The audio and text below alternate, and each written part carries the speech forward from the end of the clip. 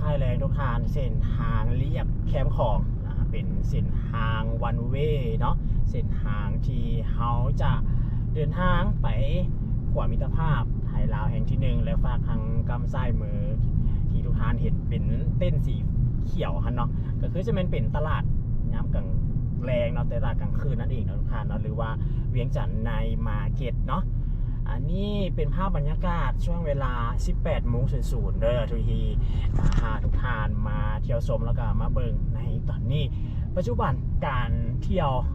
บรรยากาศเนาะแถวๆนี้เนาะก็คือขึ้นไปในระดับหนึ่งทุกทานผู้คนก็ลังไหลเนาะมาเที่ยวกันเพราะว่าจะเป็นทั้งภายในและก็ต่างประเทศกันมักให้เราได้พบเห็นอยู่เรื่อยอยู่ทุกทานที่เห็นเนาะก็มีอยู่อันนี้เส้นทางเส้นนี้สามารถจอดรถเนาะ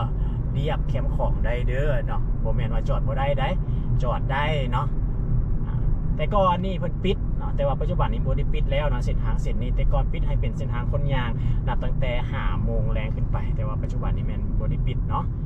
สามารถเที่ยวได้ตามปกติเลยโอ้จอดยาวไปเลยเนาะนับตั้งแต่ทางส่วนทางด้านเทิงนะจนฮอดทางด้านลุกพี่มันจะแยกลงไปใส่เส้นทางเขตคูเวียงแล้วก็เข้าในตัวเมืองเดี๋ยวจะพาทุกท่านไปเบิ่งเนาะข้าพเจ้ากำลังเดินทางกลับบ้านกันเลยเก็บภาพบรรยากาศการสัญจรแล้วก็สีสันบรรยากาศเนาะในตัวเมืองของเรานี่แหละเนาะให้ทุกท่านได้รับชมกันแล้วก็มาเบิ่งว่าปัจจุบันนี้มันเป็นแนวได้เนาะบ้านเมืองของเรานี่ก็คือดังภาพที่ทุกท่านเห็นนี่แหละข้าพเจ้าก็นำเสนออยู่เรื่อยอยู่เนาะเกี่ยวกับเรื่องราวแล้วก็เหตุการณ์ที่เกิดขึ้นในบ้านเราเนาะนักท่องเที่ยวที่เข้ามาเที่ยวในปัจจุบันนี้ก็มีหลากหลายดอกบัวเฉพาะตั้งแต่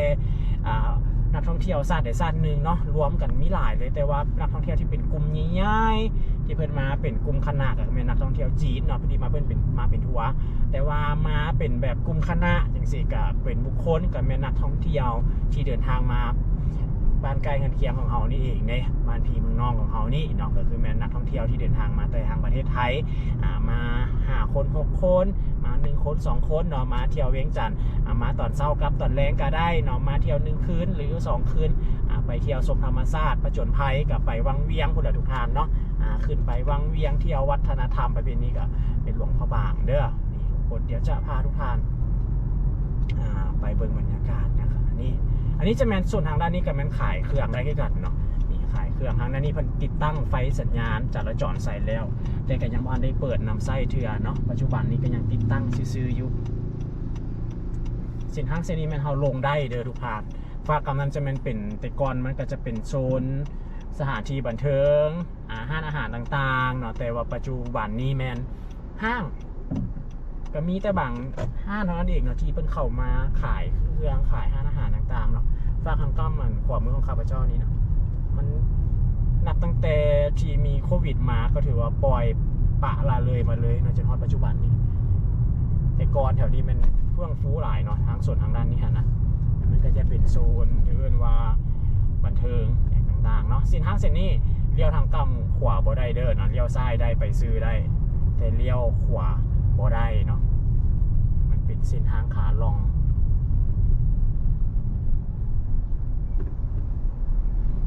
พอดีเนาะถึงจังหวะอันนี้รถโดยสารระหว่างประเทศเนาะนครหลวงเวียงจันทร์ข้ามไปทางฝั่งไทยเที่ยวสุดท้ายเที่ยวแรงเลยเส้นทางหน้านี่คือการเอาบ่สามารถขี่ไปซื้อได้เนาะแล้วก็บ่สามารถเลี้ยวทางกำซ้ายได้เลี้ยวขวาอย่างเดียวเนาะเส้นนี้คันเฮาสิออกไปใส่ภาคซันหรือว่าไปสู่การค้าจังซี่เฮาก็ต้องเลี้ยวทางนี้เพิ่นกำลังเอามาติดใส่อยู่นี่เสาสัญญาณต่างๆมันติดใส่อยู่ปัจจุบันนี้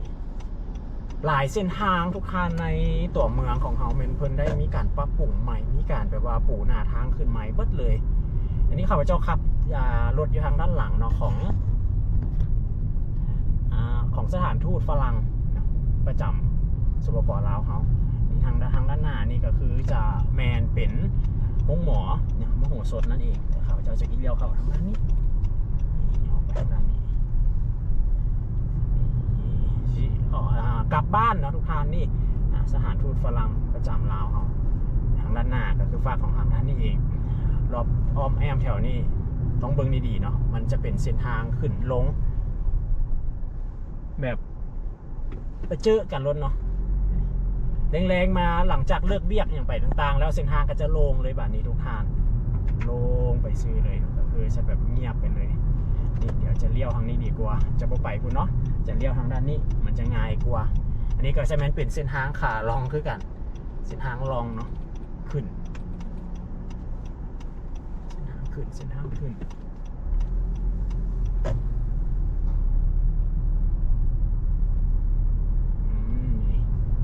ขี่ซื้อเลยเนาะบัดนี้ข้าพเจ้าจะออกไปใส่ถนนลานสร้างเนาะออกไปใส่เส้นทางเมนหลักเลยเราก็สามารถขี่ลงมาหันได้บัดเดียวเราก็ต้องได้ขี่เวิร์งไปประมาณนี้เนาะประมาณมันจะเป็นเส้นทางขึ้นเส้นทางลงต่างๆประมาณนี้สิสขวาน้อยนึงเพราะว่าเขาสิเข้าเส้นทางนี้บรรยากาศตอนแรงทุกทานงามเนาะช่วงประมาณ4 โมงฟ้าครึ้มคือฝนสิตกเนาะแต่ว่าฮอด5 โมงครึ่งเข่า6 โมงแล้วผัดแดดออกมามีบรรยากาศในช่วงตอนแรงอันนี้การสัญจรในโมงแบบนี้ฮันละแมนเริ่มตั้งแต่4 โมงก็คือ16 โมงเนาะรถก็คือจะแมนหลายแต่ว่าฮอด6 โมง18 โมงขึ้นไปแล้วรถก็ถือว่ารุดพรลงแล้วเนาะก็คือโมงนี่แหละทุกท่านเนาะนี่อันนี้เขามาฮอดแล้วนี่เป็นถนนลานสร้างเนาะทุกท่านเส้นทางนับตั้งแต่ประตูไซหาทำเนียบประธานประเทศเนาะเป็นเส้นทางสื่อแล้วก็เป็นเส้นทางที่ว่าสวยงามหลายเพราะว่า1เนาะ2ข้างทางมันเพิ่นจะปลูกเป็นต้นดอกจำป่าเนาะใส่2ข้างทางเลยแล้วแรงๆนี่เนี่ยเพิ่นจะใต้ไฟ2ข้างทางมันจะสร้างความสวยงามเนาะเป็นเส้นทางเดียวที่ซื้อแล้วก็เป็นเส้นทางที่เขาจะเห็นดอกจำป่า2ข้างทางเลยเนาะดอกไม้ประจำซานลาวก็คือดอกจำป่านั่นเองฝากทางการด้านนี้ก็คือแมนตลาดเจ้าเนาะฝากทางด้านนี้ก็จะแมนเป็นธนาคารสำนักงานของการต่างๆเนาะฝากทางกำซ้ายมือทางกำขวามือก็มีเส้นกันเด้อแถวนี้ไม่จะขึ้นกับบ้านฮัสดีทุกท่านสีแยกหลายแถวนี้เนาะขับรถไปหน่อยนึงเขาก็เจอสีแยกขับรถไปหน่อยนึงเขาก็จะเจอไฟแดงจังซี่เนาะนี่ถ้าว่าเขาแยกทางกำเลี้ยวทางกำซ้ายมือเนาะแมนเขาจะไปสายล้มถ้าเขาเลี้ยวทางกำขวามือแมนเขาจะออกไปใส่ดอกปลาล้านเข้าไปซื้อแมนไปประตูไซก็คือออกจากประตูไซก็คือเส้นทางออกนอกตัวเมืองนั่นเองเนาะไปใส่ออกจากถนนลานสร้างจะแมนเป็นถนนไก่สอดพงวิหารเนาะนับตั้งแต่ประตูไซส่วนทางนั้นลุมลงไปจนฮอดวงเวียนดอนนูนก็คือสิ้นสุดเนาะถนนไก่สอนพงวิหารนี่ยามมือแรงถ้าท่านอยากมาถ่ายหุ้งงามๆเนาะกับประตูไซแล้วแมนมาในโมงนี้เด้อตั้งแต่5 โมงครึ่งฮอด6 โมงปลายปัจจุบันนี้มันนานค่ำอยู่แล้วเนาะมันนานค่ำอยู่แล้ว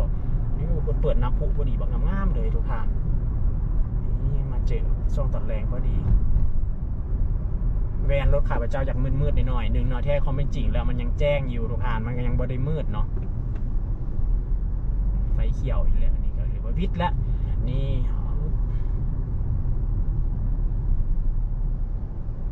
ไฟแดงพอดี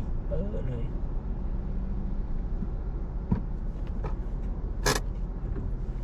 หาว่าเขาแยกออกมาตั้งแต่ทางส่วนฝั่งรถที่ขี่มาฮันไลแมนมาตั้งแต่ทางสำนักงานนายกรัฐมนตรีเด้อทุกท่านก็คือขึ้นมาทางฝากกำนันอยู่จุดนี้มันจะเป็นลักษณะคล้ายคือกับวงเวียนเนาะในจุดนี้หันนะเอาเบิ่งอีกมุมหนึ่งผ่านมันก็จะเห็นเป็นอีกลักษณะแบบหนึ่งเนาะเพราะว่าจุดนี้ชื่อว่าเป็นจุดใจกลางก็ว่าได้เนาะเป็นเซ็นเตอร์เลยเนาะมันเป็นจุดไฮไลท์เป็นสถานที่ท่องเที่ยวเป็นบอลเช็คอินเนาะถ้าว่ามาเที่ยวเวียงจันทร์เขาก็ต้องได้มาเช็คอินอยู่ที่นี่แหละประตูไซนี่แล้วก็เป็นมาเป็นแลนด์มาร์คสำคัญในบ้านเขาสัญลักษณ์ของนครหลวงเวียงจันทร์ก็คือจะเป็นประตูไซนี่แหละทุกท่านเนาะว่าเป็นสัญลักษณ์ของชาติลาวเขาก็เป็นพระธาตุหลวงเวียงจันทร์เนาะของชาวลาวเขาเดี๋ยวข้าพเจ้าจะพาทุกท่านไปก่อนนี่ฝ้าทางด้านนี้จะเป็นส่วนประตูไซภาคขยายเนาะพื้นที่ 1.5 เฮกตาร์ที่เพิ่นได้มีการปรับปรุงหากันแล้ววังได้นิดนึงเนาะไปตรงนี้นี่เองนี่กลายเป็นบอลลินบอลเที่ยวกันในใจกลางเมืองของเฮานั่นเองเนาะนักท่อง ท่องเที่ยวที่เพิ่นมาถ่ายรูปกับบรรยากาศเต็มเลยเนาะอยู่จุดนั้นอันนี้ก็คือแมนวิถีชีวิตแล้วก็การดำรงชีวิตของชาวนครหลวงเนาะแรงๆมาหน่อยนึงก็จะเลิกเวียกเลิกงานแล้วก็จะมาแลนฮัดกายมานะกันอยู่ในราชการเมืองนี้ไฟเขียวพอดีทุกท่านนี่จุดเริ่มของ BRT นี่เส้นทางก็คือมันจากจุดนี้เลยนี่เพราะว่า BRT นี่จะแลนอ้อมประตูใส่เข้าไปทางด้านข้างของห้องการปกครองนครหลวงปัจจุบันนี้เส้นทางกำลังสร้างอยู่สำหรับเส้นทางดังกล่าวนี่อันนี้มันเป็นถนนไก่สอนของวิหารแล้วเด้อโครงการดังกล่าวปัจจุบันนี้ความคืบหน้าก็ถือได้ว่ามันไปได้หลายแล้วเกือบว่าอยากเลี้ยวไปในบางส่วนละหนึ่งการสร้างเส้นทางการสร้างสิ่งกีดขวางการสร้างสิ่งกีดกั้นเนาะรถทั่วไปแล้วก็การแต้มเส้นแบ่งทางการแต้มจุดขึ้นลงของสถานีบอนที่เป็นใกล้สถานีนี่เพิ่นก็แต้มเป็นสีฟ้าใส่คือดังทานทุกทานเห็นอยู่นี่เนาะอันนี้เป็นสถานีทำอิฐได้นี่ที่เพิ่น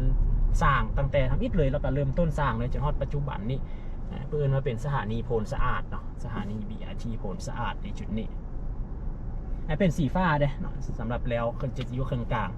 เวลาเขาข้ามทางข้ามได้เลยเนาะส่วนทางด้านของสถานีแมนเพิ่นสร้างเพิ่นติดตั้งไฟใส่เนาะเวลาข้ามเขาก็ต้องได้ยางข้ามไปมันจะมีไฟสีเขียวนี่ตัวยางทางด้านหน้านี่เลยนี่ทุกท่านนี่มันจะมีเสาไฟนี่มันมีสีเหลืองสีแดงแล้วก็สีเขียวนี่ทุกคนเนาะไอ้สังเกตบางทางกั้มซ้ายมือของข้าพเจ้าเดี๋ยวยับรถไปเนาะก็จะเห็นว่ามันเป็นเท่าไหร่แล้วก็ให้สังเกตเบื้องฟ้าทางกั้มซ้ายมือทั้งสองด้านเลยส่วนทางด้านของสถานีนะมันจะมีไฟอำนาจเนาะที่เพิ่นติดตั้งใส่นี่แล้วก็จะเห็นเพิ่นแต้มเป็นทางม้าลายข้ามทางแบบนี้เลยนี่ทุกทางนี่เนาะนี่เห็นบอกประมาณนี้เวลาเขาจะข้ามทางมันก็จะมีแบบไฟบอกยางข้ามประมาณนี้เนาะ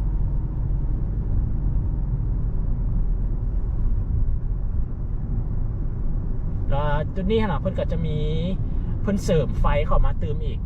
ไฟอำนาจเข้ามาเติมอีกเนาะเสริมเข้ามาอยู่ในแล้วของ BRT 1 จุดเนาะ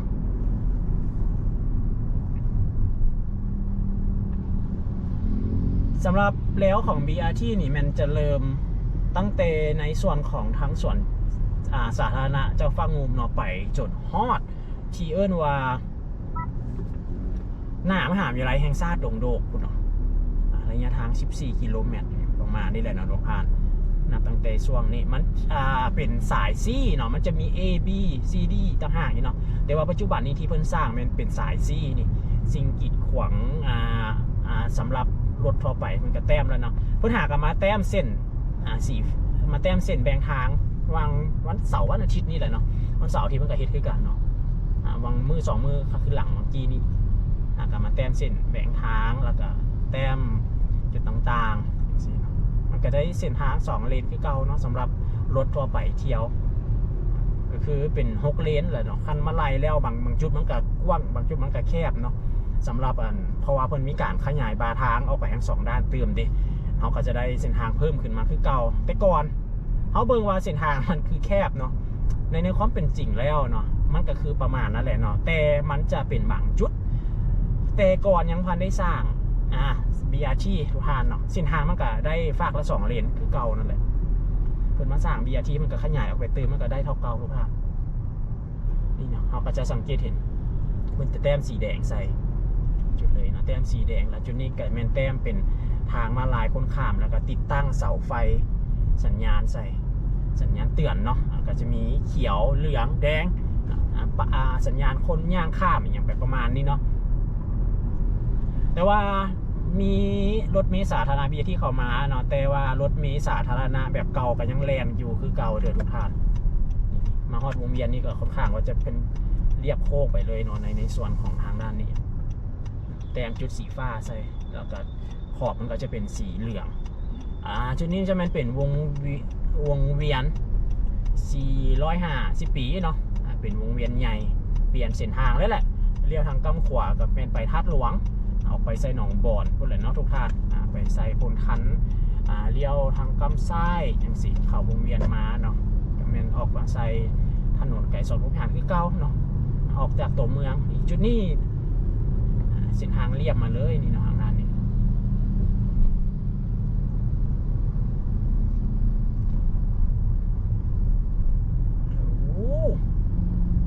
โตเกือบลืมโบเห็นเนาะแนวกั้นเลยบ่ออกเลยคาไปเลยเดี๋ยวเพิ่นเริ่มมาเฮ็ดมาได้ฮอตพี่ละในส่วนของทางด้านแถวอ่อนคอยพลเคียงนี่ก็ได้มันบริมืดป่านนั้นเด้อทุกท่านกล้องของข้าพเจ้าถ่ายผ่านหน้ารถออกไปเนาะมันก็รู้สึกเป็นมืดๆเนาะแต่ว่าในความเป็นจริงแล้วมันก็บ่ได้มืดขนาดนั้นมันหากับแสงแรงอยู่เนาะเวลานี้ก็เป็น 18:15 นาทีนี่เพิ่นก็มาติดเอิ้นว่าแผ่นสะท้อนใส่นี่เขาขับรถไปแสงรถมันก็จะสะท้อนกลับเนาะว่าให้เขาได้ฮู้ว่าโอ้จุดกั้นมันอยู่ใส่จังซี่ฮะเนาะมันจะเป็นติดใส่เป็นสีแดงเนาะสังเกตเห็นว่ามันจะเป็นแดงไปเลยถ้าว่ามันเป็นไฟดอกไฟสะท้อนก็สิคือสิดีเนาะมันเป็นดอกไฟเลยฮะนะที่แบบว่าบ่แม่นแนวติดเอาแบบนี้ฮะนะใครคือกันกับขับเจ้าเห็นอยู่ต่างประเทศเนาะเพิ่นจะแลนไฟสะท้อนใส่ใครแบบคือกรณีอยู่ในอุโมงค์ของทางด่วนอย่างไปประมาณนี้เนาะแลนไฟสีขาวเรียบไปเลยไปประมาณนี้ฮะนะแต่ว่าบอลโบแมนบอกไฟที่จะหุงแบบสะท้อนอะไรมันจะเป็นไฟที่บ่งบอกถึงว่าให้หู้เนาะว่าในขอบเขตนี้หันมันแมนแนวกั้นอย่างซี่หันเพื่ออย่างเพื่อเวลาเขาเห็นแล้วให้เขามีสติเนาะบางทีรถเขาเป็นรถเก่งบอมันต่ำบออย่างสีมันก็จะรถเขาก็ไปดาดออกประมาณถ้าเป็นรถกระบะมันสูงเนี่ยก็คือว่าบ่เป็นอย่างดอกมันสูงเลยคือรถของกระบะรถเก่งสิมันก็จะหนาดาดไปเนาะอันนี้มันอยู่แถวพลค่อยพลเข็งเนาะทุกท่านนี่ก็ถือว่าปัจจุบันนี้มาสั่งรวมเนาะโดยภาพโดยรวมเนาะที่เห็นก็รู้สึกว่าเลี้ยวไปได้หลายละทุกท่านเนาะโมเมนต์ว่าน้อยได้ถ้าว่าเนาะมาเบิ่งว่าโมงนี้มันรถติดหลายปันใดน้อยปันใดข้าพเจ้ามาเปรียบเทียบเบิ่งแล้วเนาะที่เที่ยวเข้ามาในตัวเมืองนี้ถ้าว่าเป็นโมงนี้รถติดซ้ำนี่หันนะข้าพเจ้าว่าธรรมดาเด้ในจุดที่มันเป็นสีแยกไฟแดงประมาณนี้เนาะเพราะว่าจุดนี้หันละมันก็ติดแต่ว่าผ่านมามันก็ติดอยู่แล้วเนาะสำหรับสีแยกไฟแดงจุดนี้ผ่านมาเขาก็จะพบเห็นอยู่เรื่อยอยู่เวลาเขาเข้ามาในตัวเมืองเข้ามาอย่างซี่เนาะบางครั้งนี่ข้าพเจ้าติดแต่อยู่ถึงคนเนาะก่อนที่จะมีสร้าง BRT จังซี่นะรถมันก็ติดอยู่แล้วเนาะบางมือก็ติดตั้งแต่อยู่ค่อยทางวงเวียน450 ปีพุ่นมาฮอดจุดนี้ก็ถือได้ว่าข้าพเจ้าว่ามันก็ธรรมดาเนาะเสียงสะท้อนในสังคมเนาะที่ผู้ที่เป็นนำใช้งานพาหนะอย่างไปประมาณนี้เนาะมันก็ถือว่าอยู่ในมันก็ยังในช่วงของการปรับปรุงการก่อสร้างอยู่เนาะบางครั้งนี่เขาก็จะเห็นว่าเพิ่นเอาแนวมากั้นเอาไว้เนาะมันก็จะแคบในบางจุดบางเครือเพิ่นก็มีการปูทายางปูนั้นไปมันก็แคบเรียบไปตื่นสินะแต่เขาเบิ่งมันก็ถ้าว่าเขาบ่มีการจอด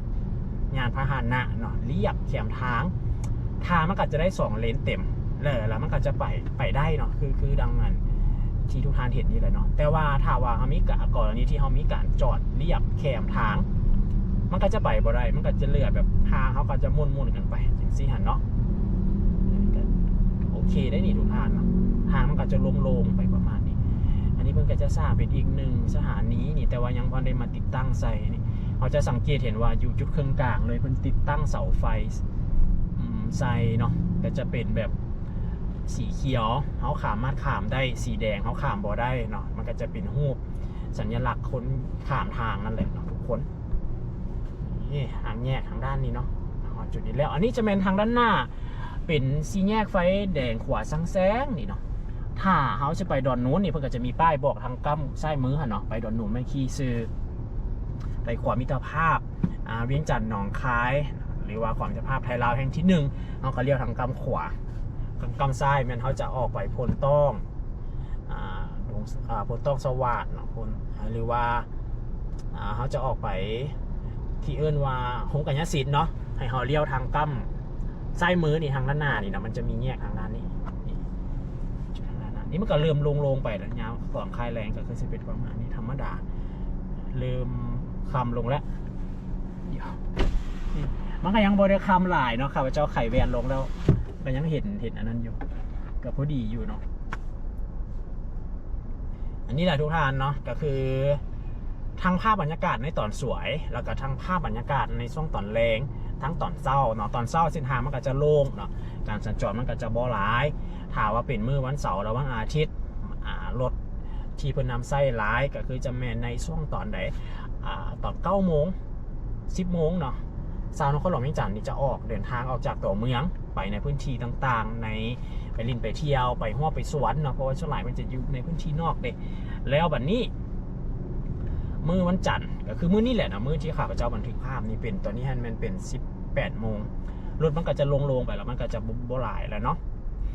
วางช่วงประมาณจัก3 โมงนี่เห็นมีแจ้งการออกมาเนาะว่าปัจจุในช่วงระยะนี้ในการสร้างเส้นทางนี้เนาะเพิ่นมีการแจ้งการอนุญาตเนาะให้รถบ่จะเป็นรถจักรหรือรถใหญ่เนาะสามารถนำไส้ได้ชั่วคราวสำหรับเส้นทาง BRT นี้ก็คือเส้นทางกลางคนเนาะเพื่อเป็นการลดพรการนำไส้รถเนาะแต่ว่าเพิ่นมีเวลาของเพิ่นบ่แม่นว่าไส้ได้ตลอด24 ชั่วโมงได้เพิ่นมีเวลากำหนดจ้าแม่นตอนเช้าก็คือนับตั้งแต่ตอนเช้ากับประมาณ7 โมงไปฮอด9 โมงครึ่ง9 โมง 30แล้วก็ตอนแรงแม่นประมาณ16 โมงก็คือ4 โมงเอาไปจนฮอด18 โมงอันนี้ข้าพเจ้ามากายแล้วเนาะ18 โมง21 นาที18 โมงครึ่งอย่างไปประมาณนี้มันก็คือกายไปแล้วแต่พอสามารถนำไซด์ได้เนาะเขาสามารถแลนเข้าไปไซด์เส้นทางนั้นได้เนาะเพราะว่าเพิ่นได้กำหนดแล้วก็มีแจ้งการออกมาแล้วเนาะอนุญาตให้เขานำไซด์ได้อันนี้มาฮอดแถวพลพะเนาแล้วทุกท่านติดตั้งไฟเพิ่นก็มีการขยายใหม่ติดตั้งไฟใหม่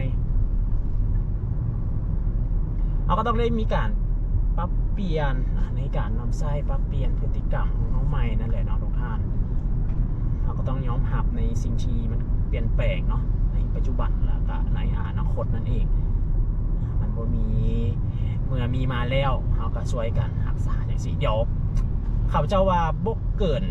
ท้ายปีนี้เนาะมันยังมีรายอีก3 เดือนพุ่นเด้ข้าพเจ้าสิมาทดลองถ้าว่าเพิ่นมีการทดลองแลนให้นำไส้เดี๋ยวจะพาทุกท่านมาสัมผัสว่ามันสิเป็นแนวใดเนาะเป็นสีสันบรรยากาศเป็นแนวใดกลางคืนก็ยังเห็นอยู่เนาะบางจุดก็เลยนี่จะเป็นอีกสถานีพลพะเนานี่เนาะทางด้านหน้านี่อย่าเฝ้ามาเด้อตัดหน้ารถข่อยได้คันข่อยเบรกนี่รถทางด้านหลังต่ำรถก้นรถข่อยเลยได้นี่เนาะคันข่อยเบรกนี่เนาะมันจ่อลายเนาะมันประสิทธิ์หลายเกินไปเขาแบบบ่สามารถเบรกกระทันหันได้หันนะก็ต้องเห็นใจกันเนี่ยเนาะทางผู้เพิ่นนำไส้รถจักรเนี่ยรถที่เป็นรถใหญ่อย่างซี่หันเนาะนี่มันก็แล่นได้เดทุกคันเนาะมัน2 เลนมันก็ยังเหลืออยู่ใช่ไหมมันก็เป็นประมาณนี้ก่อนหน้านี้ที่บ้านได้มีจังBRT นะมันก็ซ้ำนี่แหละทุกคันเนาะถ้าว่าเขาจอดทางนั้นไปมันก็จะกินไปถ้าว่ามันแคบเข้าบ่มันก็แคบเข้า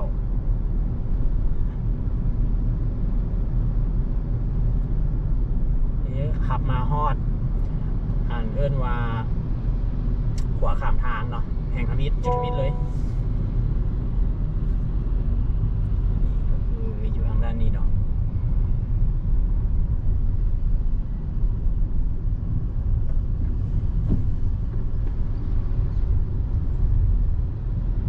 ทางด้านหน้านี่ก็ชื่อจะเป็นราชวงศ์พลาซ่าเนาะโรงแรมราชวงศ์พลาซ่าพวกคน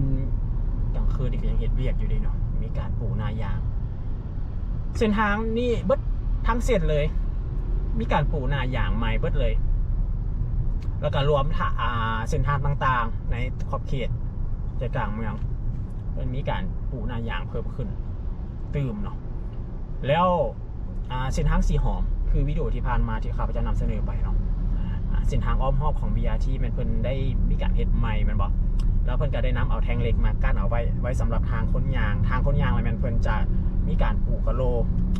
นั้นเพิ่นก็จะมีการปลูกซับกันเนาะมันกะโลมือได้ทุกทางเนาะมันเป็นกะโลหยาบ